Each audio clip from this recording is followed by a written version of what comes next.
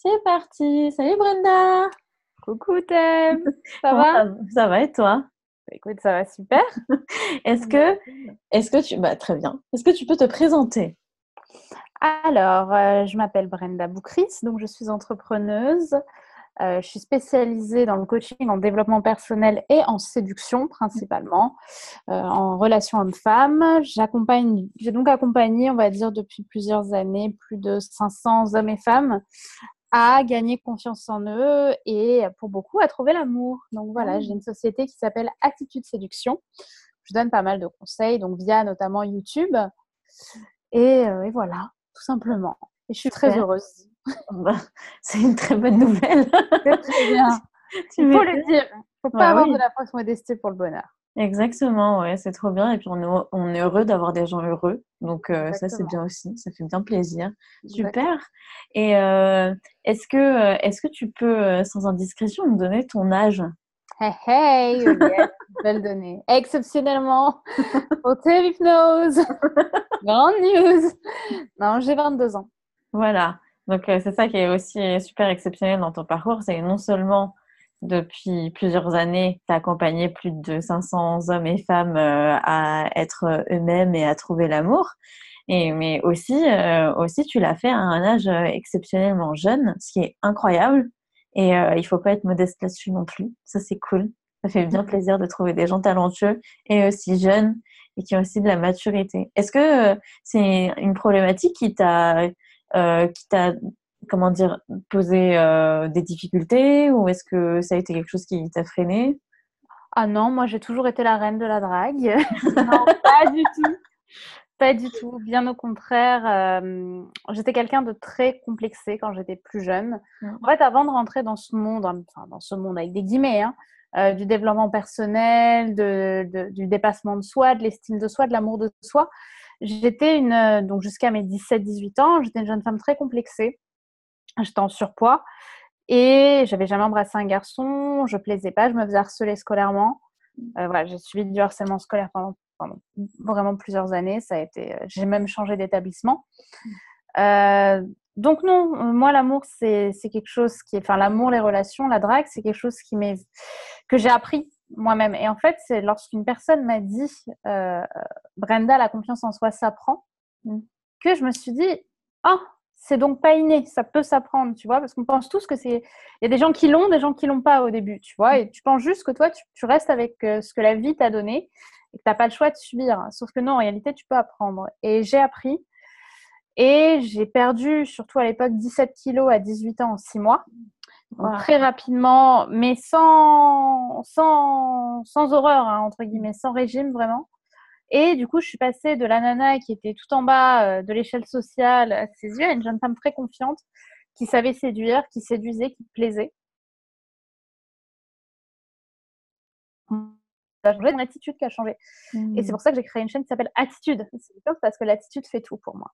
Voilà. Oui, on a parlé dans une précédente vidéo avec, je sais plus avec qui c'était exactement, je pense que c'était avec Alexandre Cormon, de Ouais. la différence entre l'attitude et le comportement. Et Mmh. il y a des gens qui ont voilà, une attitude qui pensent que ils ont envie de mettre des nouvelles habitudes en place, qu'ils ont envie de séduire, qu'ils ont envie de changer. Et puis quand il s'agit de changer de comportement derrière, eh ben ça C'est marche dur, pas. hein. Ouais. Est-ce que c'est même dans la séduction où vraiment les gens souffrent énormément de pas savoir séduire? Est-ce que c'est quelque Oui. chose que tu rencontres quand même? Oui, oui, oui, énormément. Pour te dire, j'ai accompagné autant des jeunes étudiants en début d'études à peine majeurs à des chefs d'entreprise, des retraités, cadres, etc. Et tu peux avoir en fait confiance en toi dans plein de domaines différents, notamment dans ton travail, hein. J'ai accompagné des chefs d'entreprise, j'ai même eu l'expérience de coacher un millionnaire. Et tu vois, il faut énormément de charisme pour en arriver là. C'est pas quelque chose Wow. qui tombe du ciel. Et pourtant, ces gens-là n'arrivaient pas à draguer, n'arrivaient pas à séduire. Je me souviens encore de ce qu'il me disait, c'était un millionnaire marocain. Il me disait, Brenda, j'ai tout ce que je veux, j'ai un palais, et j'ai pas de femme. Et du coup, voilà, c'est un apprentissage. Comme je dis, on apprend aux gens à marcher, on apprend aux gens à compter, on apprend aux gens à lire. Pourquoi on leur apprendrait pas à s'affirmer, Mm. à comprendre l'autre? Putain, c'est tellement plus important que des triangles isocèles. je sais pas, que des équations au 3e degré, d'apprendre à vivre en fait, la vie en elle-même. Et c'est ça qui, à mes yeux, est très important. L'intelligence sociale, la tchatch, la compréhension de l'autre, la bienveillance avec l'autre, envers l'autre, comprendre quand quelqu'un te manipule, comprendre quand c'est quelqu'un de sain. Pourquoi est-ce que tu vas aller vers cette personne? Pourquoi est-ce que toi, tu as la possibilité, en toi, tu as le feu nécessaire pour pouvoir séduire, pour pouvoir aller au-delà de tes peurs. Et c'est ça aussi que j'apprends, genre se dépasser et mettre en place vraiment un mode de vie sain, parce qu'il ne faut pas tomber dans le piège du développement personnel, de se sentir invincible et de vouloir constamment aller plus haut, ce qui est vraiment pour le coup un combat très important pour moi. Et dans un même temps, réussir à vivre sereinement, avec amour, avec joie, avec ses faiblesses, ses émotions et son authenticité, voilà. Son authenticité et en même temps sa force de vivre et tout simplement vivre pour qui on est et vivre pour ce qu'on est capable de donner. Carrément, ouais. Toi, tes clients, ils ont la chance d'avoir quelqu'un, donc toi, pour les accompagner et pour apprendre tout ça, mais toi, tu as été accompagnée quand il a fallu apprendre la séduction et justement l'intelligence sociale? En fait, moi, je suis un peu rentrée là-dedans par hasard au début. C'est-à-dire que moi, de base, comment je suis arrivée dans ce milieu-là? Donc, de base, j'avais aucune confiance en moi et j'avais rencontré un homme sur les réseaux sociaux qui s'appelait Nicolas. C'était sur un site de rencontre et en fait, pour moi, c'était l'homme de ma vie. J'avais 18 ans, ça faisait 3 semaines qu'on était ensemble, bien évidemment. Mais je sais, quand tu sais pas, comme beaucoup de nanas, je faisais un peu ça, tu vois, avec mon subconscient. Et en fait, avant de me quitter, parce que forcément, il m'a quittée, il m'a dit: Brenda, fais quelque chose de ta vie, arrête de m'étouffer, arrête d'étouffer les gens, vis pour toi. Et en me disant ça, moi j'étais en larmes, mais forcément j'étais dans cette optique de le reconquérir. Donc je me suis dit, ouais, je vais faire quelque chose de ma vie.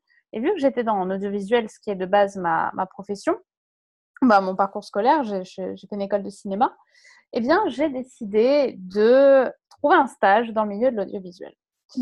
Donc, et le hasard des choses, ou pas, a fait que je suis tombée dans une petite agence qui n'était pas très connue à l'époque, qui débutait, qui cherchait une stagiaire monteuse et qui s'appelait Morning Kiss. Morning Kiss, qui est une école de coaching en séduction. Et de base, je faisais les montages de cette société qui naissait à l'époque. Je suis arrivée, je crois, 3 ou 4 mois après la création. Et en fait, j'écoutais les conseils, tu vois, pendant que je les montais. Un coach qui lui-même était, pour le coup, coaché. Et je disais, c'est pas bête ça c'est pas bête, c'est intéressant. Et peu à peu, ça, plus une autre rencontre que j'avais faite en parallèle, ont fait que je suis montée. Et oui, la confiance en soi, ça prend. Oui, la séduction, ça prend. Et moi, je l'ai un peu apprise malgré moi. Et donc, j'ai commencé là-bas. Ensuite, j'ai eu la chance de rencontrer Alexandre Cormon, qui est venu me parler lui-même via, je sais plus, via un site pour du montage de base. Et en fait, il avait vu mes vidéos que je commençais à faire sur Attitude. Et il m'a parlé, et lui aussi m'a salué un petit peu pour mon travail. Il m'a appris certaines choses. J'ai travaillé un petit peu pour lui, pour sa société. Et puis, voilà, maintenant, plus d'1 an que j'ai arrêté de travailler. Non, peut-être pas plus d'1 an, un petit peu moins d'1 an. Que, en tout cas, je travaille strictement pour moi-même. Super, bravo. Voilà. En fait, après mes études, une fois que j'étais diplômée, j'ai dû faire le choix d'accepter le CDI qu'on me proposait après mon stage d'audiovisuel ou voler de mes propres ailes et créer Attitude. Et même si j'aimais beaucoup l'audiovisuel, je me suis toujours dit faire de 10 heures, je me suis toujours dit, c'était mon rêve.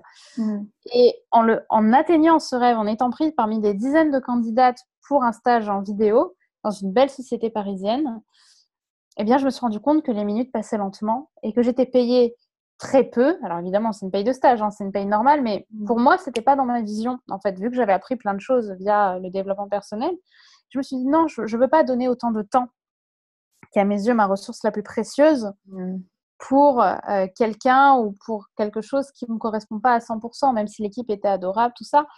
Je perdais du temps dans ma vie à faire quelque chose qui ne m'épanouissait pas complètement, avec un retour un retour financier, quoi, qui ne me plaisait pas non plus. Donc, je me suis dit, joue le tout pour le tout. Tant pis, c'était ton rêve, ça ne l'est plus. J'ai demandé à mes parents, parce que je vivais chez mes parents, j'aurais dit, écoutez, laissez-moi 3 mois, s'il vous plaît, pour développer ma boîte. Sachant qu'ils m'avaient payé une école et que ça coûtait 20 000 €. Donc, comment te dire que mon père... il a bugué un peu. Surtout que le coaching en séduction, ça parle pas à tout le monde. faut aimer, hein, faut aimer le concept. Mais ils m'ont laissé ma chance. Ils m'ont laissé ma chance, donc j'ai eu très peur parce que j'avais pas de rentrée, quasiment pas. Ouais. Je devais créer un site internet, je devais lâcher de l'argent pour créer des Mhm. choses, pour employer la main-d'œuvre nécessaire pour faire ce que je savais pas faire. Et au bout de 3 mois, le site sort. Et là, rien du tout, parce que forcément, il fallait lancer la pub. Mhm. Et du coup, j'ai supplié mes parents de me laisser un mois supplémentaire, ce qu'ils ont accepté. Et le mois supplémentaire, j'ai fait mes premiers 3 000 €. Et là, c'était parti. Ah, super, bravo. Voilà. Bravo, ça a dû faire tellement peur de te retrouver finalement dans cette insécurité, quoi. Il y a une insécurité. Et comme je conseille à tous les entrepreneurs parfois que je suis, pour moi, c'est primordial d'avancer avec un filet. Il faut Mm. toujours que tu aies un filet. Il ne faut pas que demain, tu te retrouves à la rue parce que tu as pris une mauvaise décision. Mm. Je ne suis pas la nana qui va te dire allez, vis tes rêves, allez, lâche 10 000 €, tu sais pourquoi tu fais ça, tu sais que tu vas y arriver. Mm. Non, je pense qu'on a tous des choses qui peuvent nous arriver sans qu'on. Et je sais de quoi je parle. Du jour au lendemain, ta vie peut basculer. Tu peux te retrouver à l'hôpital, avoir un proche que tu retrouves à l'hôpital. Bref, tu peux avoir des dépenses incongrues. Mm. Du coup, moi, je conseille toujours d'être dans l'insécurité, mais pas dans la folie douce, quoi. Mm. Il faudrait, en tout cas, moi, j'avais mes parents derrière. Si ça marchait pas, j'avais toujours le toit de mes parents et j'aurais toujours pu reprendre un travail basique. Mais je Mm. m'accrochais et c'est sûr que quand tu as le bon mental, ça t'aide. Et tout le monde n'a pas fait ce que j'ai fait, c'est sûr. Mais je pense qu'avec un bon mental et une bonne jugeote, tu peux vraiment avoir des résultats exceptionnels. Mm. Mais le problème de la plupart de mes clients et de la plupart des gens qui me suivent, c'est que déjà, ils n'arrivent pas à prendre une décision, mais même pas des décisions aussi grandes que celles que tu as prises quand tu as décidé de plus être dans ce CDI et de te lancer dans une entreprise. Ça pouvait être seulement le fait de changer de métier ou de changer de conjoint Ouais. ou des petits changements, enfin des petits changements, des changements qui sont énormes pour eux, mais J'entends, qui ouais. sont un peu moindres que cela. Et Mm. cette peur de prendre une mauvaise décision, c'est quelque chose qui les paralyse. Est-ce que tu as des conseils pour dépasser ce genre de peur? Oui, bien sûr. Alors, pour moi, la décision, qu'est-ce que c'est? La décision, c'est la responsabilité. Mm, Or, c'est quoi la différence entre un rêve slash un fantasme et un objectif? C'est la responsabilité qu'il y a derrière. Quand tu es dans le rêve, quand tu es dans le fantasme, tu vois, quand tu es chez toi, que tu t'endors le soir et que tu dis ah, qu'est-ce que j'aimerais être cette femme forte, puissante, qui sait séduire des hommes, et que tu t'imagines en train de séduire ce mec qui est canon et ce mec a des retours positifs sur toi, en fait, tu es dans ta tête, dans le fantasme, et tu sais que tu prends aucun risque et que tu n'as aucune responsabilité sur la situation. mm, Tandis que quand tu es en train de. Dans la réalité, il y a des enjeux autour de toi. Sauf que ton cerveau, par rapport au choix, il va toujours vouloir ta survie. mm, Tu sais, je pense encore mieux que moi, Thèves. Euh, le cerveau veut la survie, le cerveau veut donc la zone de confort, puisque c'est mm. là où il sait qu'il va vivre. Et la zone de confort, c'est l'habitude. C'est Oui. récemment ce qu'il connaît.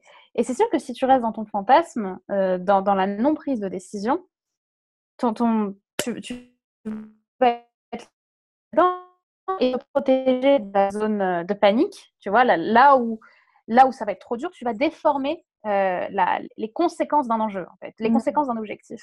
Par exemple, il y a plein d'hommes, je ne sais pas si tu en accompagnes aussi dans l'amour, mais j'ai plein d'hommes qui ont peur, mais une peur magistrale d'aller aborder une femme. Et je leur dis, mm, pourquoi est-ce que tu as aussi peur? Ils me disent, non, mais je ne sais pas, imagine, elle le prend mal. Je dis, ok, elle le prend mal, qu'est-ce qui va se passer? Et là, tu sens la déformation qui commence à se créer parce que eux, ils pensent que la nana, elle va les gifler sur la place publique, elle va jeter son sac, tout le monde va se mettre sur eux en disant salaud, salaud, salaud, salaud. Alors que non, pour moi, le pire qui est arrivé, c'est de l'ignorance, tu vois, et j'en ai un coaché des hommes. Hein.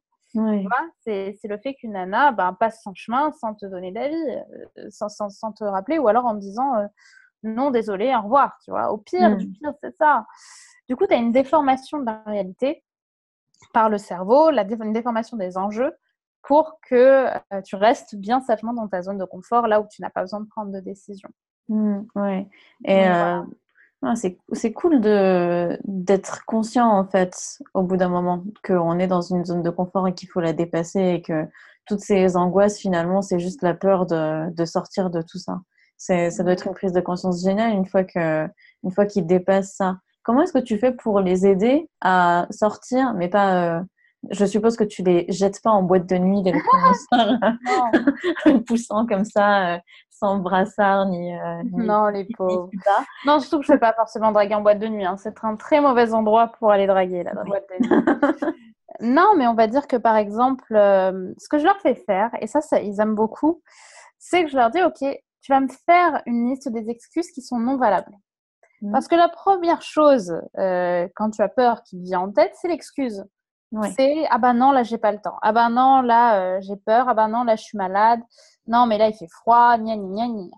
Donc, je leur fais noter au préalable, au moment où ils ont leur pic de motivation, je leur fais noter toutes les excuses qui sont non valables. Tu vois? Mm. Du coup, je leur dis, ben, la prochaine fois que tu iras aborder, si tu as une de ces excuses, tu sais qu'elle est non valable. Et du coup, l'ancrage, il est créé par Mm. rapport à la motivation plus excuse non valable. Donc, peu importe s'ils sont motivés ou pas, à ce moment-là, ils ont l'ancrage de la motivation et de l'excuse qu'ils n'ont pas le droit d'apporter. Donc, la plupart du temps, ils se forcent à y aller. Et là, ils sont on va dire, dans une approche qui est vachement ils sont rassurés en fait, ils savent pourquoi. Et parfois, je leur fais également faire des arborescences. Au pire du pire du pire du pire, qu'est-ce qui se passe? Tu Mm. vois? Et du coup, je les réancre dans la réalité et j'évite de les faire partir dans le bataillisme, quoi, Mm. dans le, dans l'étourdissement, dans tout ce qui est pas cartésien. Je pense que quand on va draguer, euh, un des, une des meilleures autodéfenses qu'on puisse avoir, même s'il faut l'utiliser avec parcimonie parce qu'elle peut avoir un double enjeu, c'est l'ancrage, justement. C'est le Mm. fait de te rappeler que ce que tu fais, c'est cartésien. Tu vois, Mm. tu fais rien de sorcellerie, tu vois, c'est quelque chose de normal. C'est tout. Ouais. Ah, ok, super. Et du coup, par rapport à cette peur d'aller aborder, moi, mes clients, la plupart du temps, bon, c'est des surdoués et comme ils sont différents dans un monde qui est, enfin, qui est Oui, super bien sûr. normé, enfin, ils subissent le rejet et la marginalisation très très tôt dans leur vie. Et du coup, Mhm. ça devient une peur qui est vraiment ancrée très très profond. Et je pense que cette peur du rejet et Le d'être rejet, marginalisé, bien c'est quelque sûr. chose que tu dois beaucoup voir chez les hommes qui doivent aborder d'autres femmes ou des femmes qui doivent aborder des hommes d'ailleurs. Bien sûr. Comment est-ce qu'on fait pour plus avoir peur d'être rejeté comme ça? Alors moi, ce que j'utilise justement, c'est de leur expliquer que c'est pas eux qui rejettent. Par exemple, quand un homme veut aborder une femme et que la femme l'ignore, ok? La Hmm. plupart des hommes vont le prendre personnellement, vont se dire ok, c'est moi qui ai mal fait les choses. Sauf que je leur explique au préalable que demain tu aurais pu y retourner avec la même approche, le même sourire, elle aurait peut-être accepté ton numéro. Parce que chez une nana, son humeur, la plupart du temps, encore une fois, c'est une généralité, son humeur fluctue au niveau de la journée. Et du Hmm. coup, son émotionnel va parfois avoir des conséquences sur ses actes. Hmm. Tu vois? Hmm. Du coup, elle va te dire non. Mais en fait, donc déjà, ça t'enlève une pression parce que tu sais que tu n'es pas complètement responsable de la situation. Et c'est ça qui est important. C'est qu'en fait, c'est pas elle qu'elle rejette ou qu'elle accepte au début, hein, enfin, pour laquelle elle accepte de s'arrêter. C'est pas Hmm. toi, c'est ta démarche. Oui. Tu vois, parce qu'elle, toi, elle te connaît pas. Elle sait pas qui tu es. Tu aurais pu avoir un autre physique, une autre idée, un autre machin, elle t'aurait dit non aussi. C'est Hmm. pas toi, elle te connaît pas, c'est ta démarche. Et une fois que tu arrives justement à avoir ce recul par rapport à ces enjeux-là, parce qu'on pousse l'enjeu surtout chez les hommes qui ont un tel besoin parfois d'ego, quoi, d'être assurés, de se sentir mal, mal M-A-L-E, de se sentir masculin, quoi. Hmm. Que parfois, le fait qu'une nana les ignore, ils se sentent pris dans leur fierté, en fait, dans leur masculinité, ils se sentent un peu castrés. Et justement, le but, c'est de leur expliquer que non, c'est pas toi qui elle refuse, c'est la démarche. Tu serais allé la voir dans un bar, peut-être que la réaction aurait été différente, Hmm. tu vois. Oui. Et là, Oui. bah, du coup, tu prends du recul, et c'est mieux. Hmm. Carrément, ouais. De toute façon, il faut toujours en prendre par rapport aux émotions, quelle que soit la situation. Faire agir sur un coup de tête parce qu'on est triste ou parce qu'on est heureux, ou même parce qu'on se sent hystérique, c'est jamais la bonne solution. Mmh. Euh, Il y a des problématiques que toi, tu gères au quotidien et que tu retrouves souvent chez tes clients? Dans l'amour, tu veux dire? Ouais. Bah, moi, aujourd'hui, j'ai plus trop de problématiques à ce Mm. sujet. Euh, Après, j'ai des problématiques qui reviennent beaucoup, c'est la peur de déplaire. Mm. Enfin, le besoin de plaire plutôt. Ouais. Le besoin de plaire constamment. Est-ce que si j'agis comme ça, je vais lui plaire? Est-ce que je dois être tout le temps d'accord avec lui? Est-ce que je dois tout le temps être d'accord avec elle? Et le fait aussi de chercher à plaire en étant trop mielleux, trop doux, et finalement en montrant pas sa personnalité et en se calquant sur celle de l'autre. Sauf que c'est complètement paradoxal, parce que la séduction, c'est justement le fait de plaire sans chercher à plaire. C'est se montrer authentiquement, c'est montrer du culot. Là, récemment, je parlais avec un homme et qui est très beau, très charismatique. On parlait tous les deux et on se disait, c'est fou comme ça devient prévisible en fait. Tu vois? Parce qu'au final, les gens s'adaptent à toi comme un filtre. Sauf que ce qu'on attend de l'amour, ce qu'on attend de quelqu'un avec qui on va partager notre vie, enfin notre vie en général, hein, après, faut voir, faut adapter, mais c'est justement la complémentarité. C'est le fait d'être complémentaire, donc similaire mais pas égal, mais pas égaux, tu vois. Donc, en fait, on a des valeurs communes, mais on a des caractères différents. Parce qu'être avec quelqu'un qui est à copie conforme, c'est pas intéressant, tu vois. Je veux dire, le blanc et le noir existent bien pour une raison. Et c'est ce qui crée le gris. Tu vois. Et le gris, c'est ta relation. Dans une relation, vous êtes trois. Il y a moi, il y a toi et il y a nous. Et ça, c'est très important parce qu'il y a moi, donc il y a ma personnalité à moi, il y a toi, il y a ta personnalité à moi, à toi, et il y a le couple en lui-même. Tu vois? Le couple. Et le couple, c'est ce mélange de toi, de moi, de nos qualités, de nos défauts, et on ne cherche pas à se plaire. On ne cherche pas à se plaire. On sait se faire plaisir, on a envie de faire plaisir à l'autre, mais pour autant, on sait donner son opinion, on sait prendre le leadership, on sait faire preuve de responsabilité. Et c'est ça qui est attirant chez quelqu'un. Carrément, ouais. Il y a énormément de similitudes entre le marketing et la séduction. Énormément. Et ça m'a beaucoup aidé. Ouais. Et il y a plein de gens qui ont peur d'utiliser des techniques de vente pour vendre leurs compétences. Et je suppose qu'il y a plein de gens qui ont peur d'utiliser des techniques de séduction pour séduire parce qu'ils pensent que c'est pas eux, parce que ils ont l'impression de refuser leur authenticité. Qu'est-ce que tu réponds à ces gens-là? Moi, ce que je réponds, c'est que la séduction, enfin, telle que je l'entends en tout cas, n'a pas pour but de te transformer. Elle a pour but de te rendre le plus authentique que tu es, mais dans ta meilleure version, en fait. C'est-à-dire que tu es un éventail de personnalités différentes. Enfin, tu es l'éventail de ta personnalité à différents degrés. Tu vois? Moi, j'ai passé toute ma vie jusqu'à mes 18 ans, toute ma vie, ça paraît très fort dit comme ça, jusqu'à mes 18 ans en tout cas, à être la personnalité que je suis aujourd'hui, mais au niveau 2, tu vois?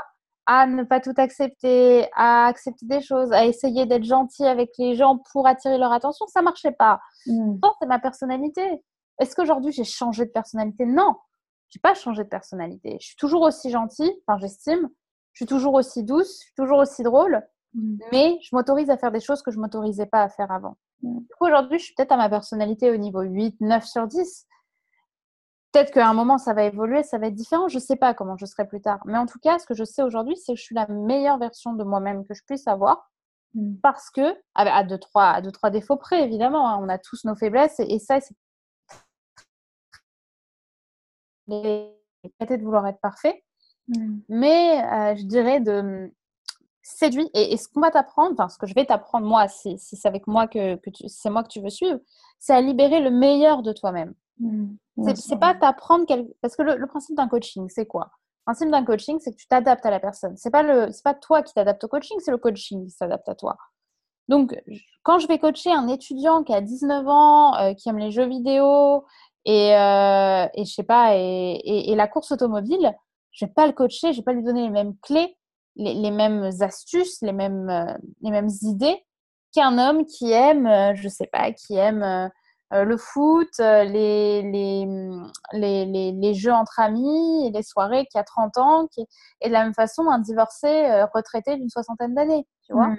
Parce qu'on a tous on a tous quasiment des personnalités différentes, on a tous des caractères. Alors, c'est toujours un peu la même ligne, c'est-à-dire faire ressortir le meilleur de toi-même, mais tu vas pas faire ressortir le meilleur de toi-même avec les mêmes réflexes chez une personne A qu'une personne B. Mais l'idée, c'est toujours la même. Deviens, fais, crée ce que tu es authentiquement. Mais fais-le, montre-le comme une qualité et pas comme un défaut. Te sous-estime pas. Te vois pas en dessous des autres. Fais de ta personnalité quelque chose qui va te faire monter, qui va te faire grandir, qui va te faire évoluer. Bien sûr, ouais. Et d'ailleurs, c'est un truc qu'on retrouve aussi beaucoup chez les surdoués, chez les gens que j'accompagne. Beaucoup, justement, comme ils ont été marginalisés à cause de leurs différences et de leur personnalité, ils se cachent, du coup, derrière un espèce de masque de... souvent, soit ils essayent de rentrer dans le moule, soit ils restent complètement marginaux et ils n'arrivent plus à se faire des amis ni de copains ou de copines ou trouver de partenaires parce que justement, ils n'ont pas les clés de l'adaptabilité sociale, de l'intelligence émotionnelle et ce genre de choses.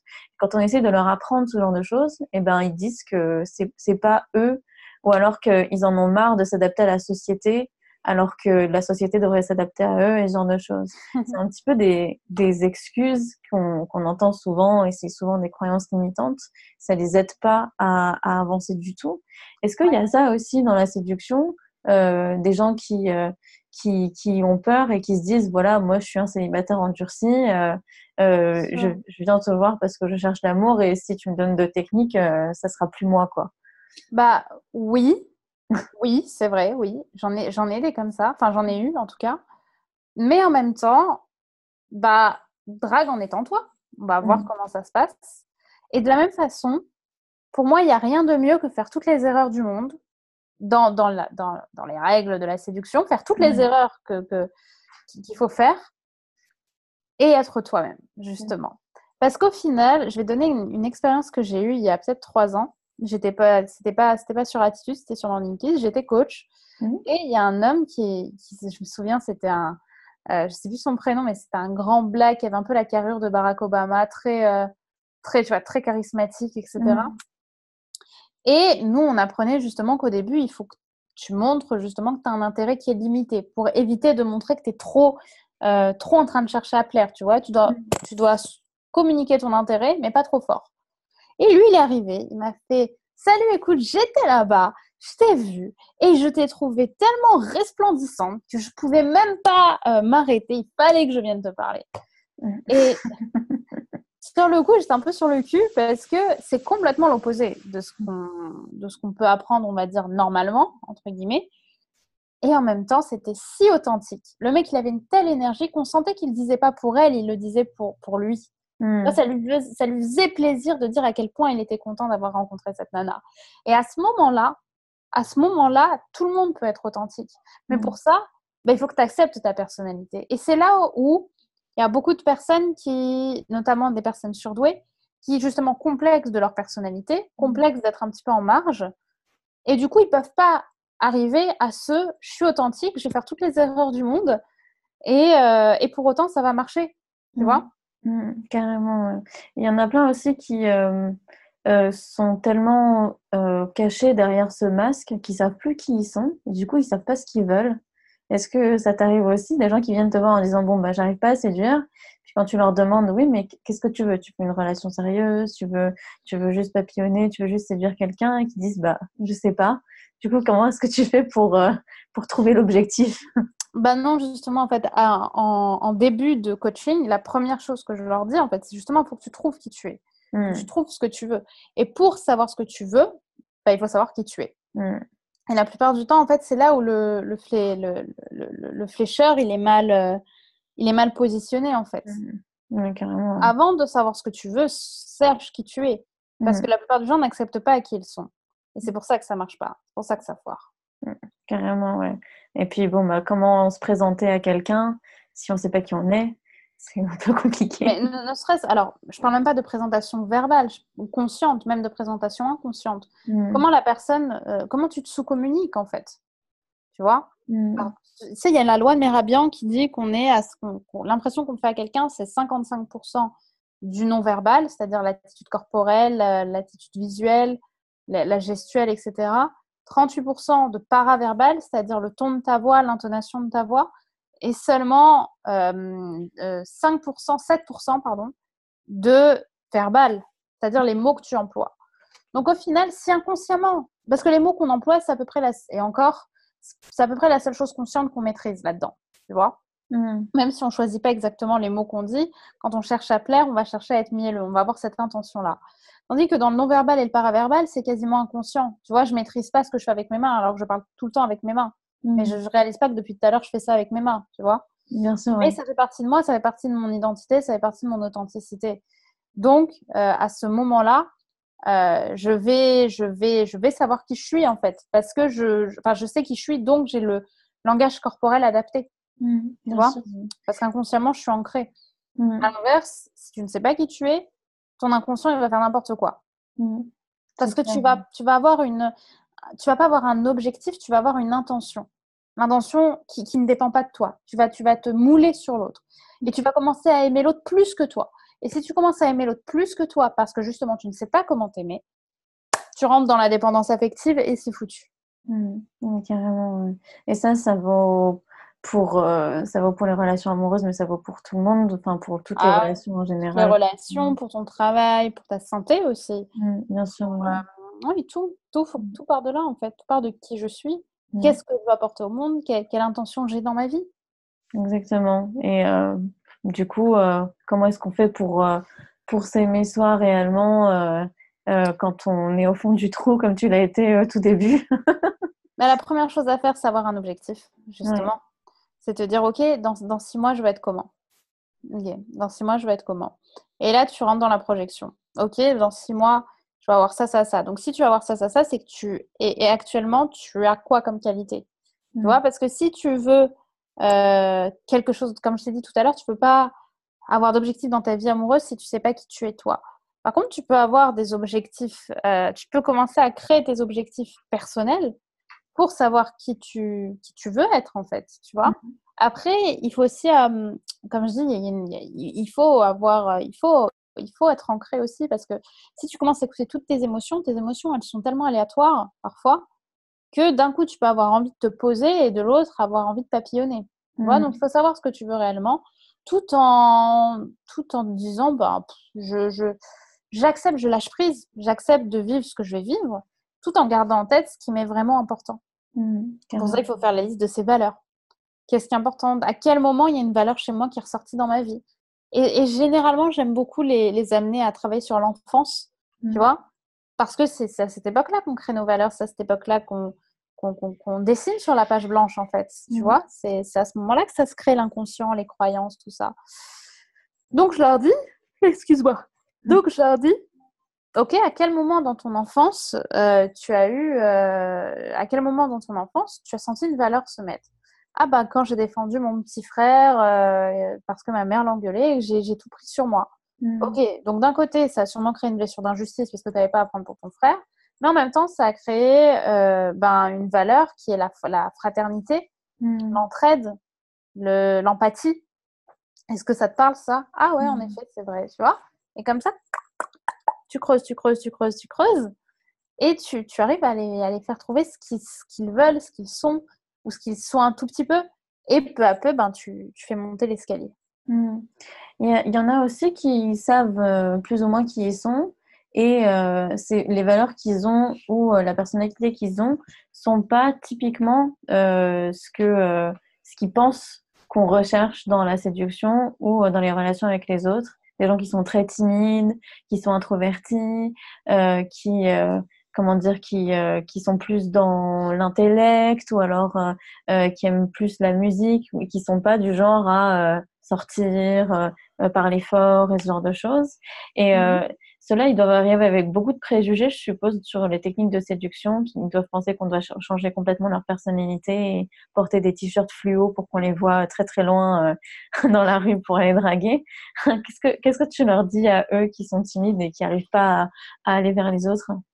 Je leur dis que enfin, si la timidité était impossible, était antithétique avec l'amour, la race humaine se serait sûrement arrêtée il n'y a pas très longtemps, tu vois.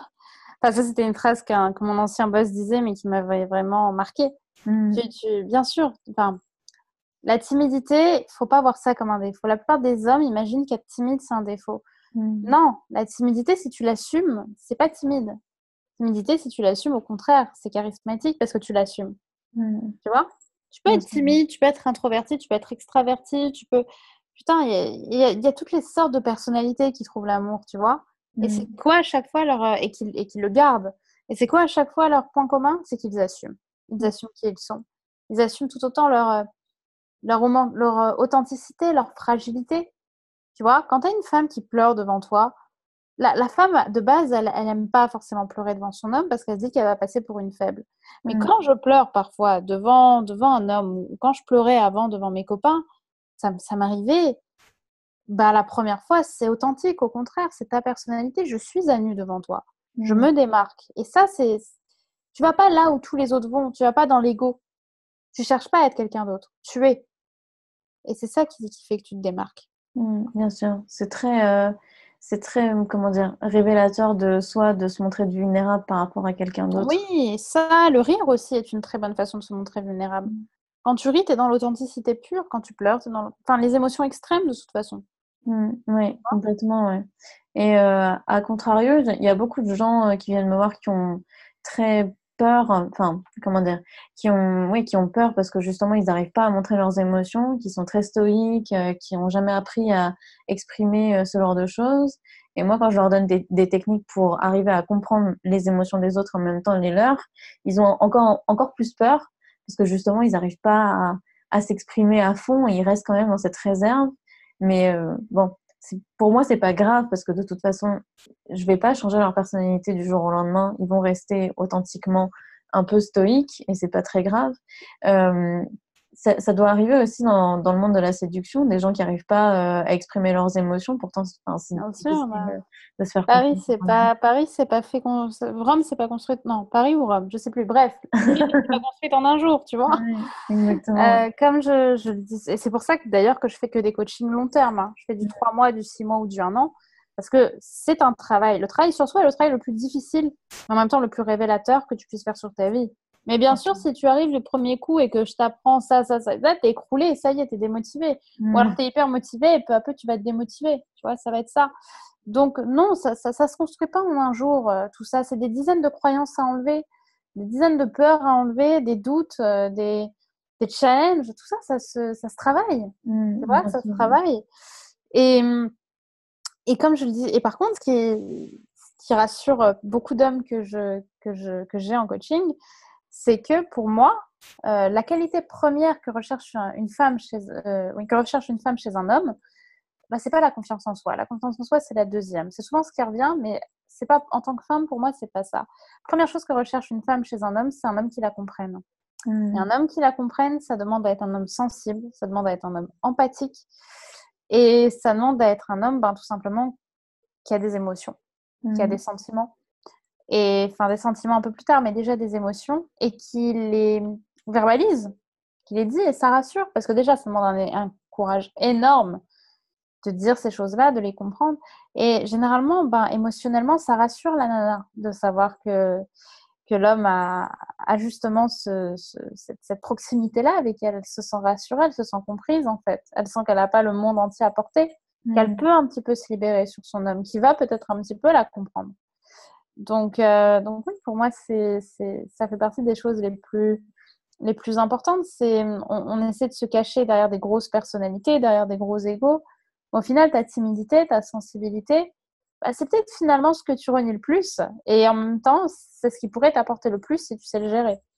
Carrément, ouais, carrément. Bah, écoute, merci pour tout ça. Est-ce que tu aimerais ajouter quelque chose dont on n'aurait pas parlé aujourd'hui? Hum, je dirais une chose qui est importante, surtout chez les personnes justement au potentiel, les personnes un petit peu surdouées, c'est quelque chose qui revient souvent, c'est le découragement. J'ai coaché énormément de personnes qui me disent au final, je suis restée tellement longtemps célibataire, tellement longtemps à être seule, tellement longtemps à pas comprendre le monde qui m'entoure. Est-ce qu'un jour je vais trouver l'amour? Est-ce que l'amour c'est pas fait pour les autres en fait? Tu vois, c'est pas juste un truc et je suis maudit et j'ai pas le droit moi de trouver ça.